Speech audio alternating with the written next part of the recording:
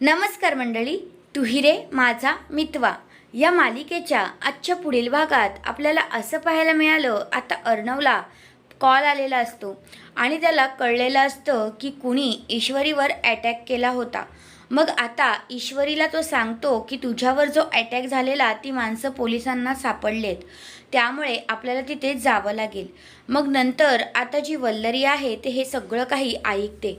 वल्लरी मनातच विचार करते की मला काहीतरी करायला पाहिजे, गप्प बसून नाही चालणार.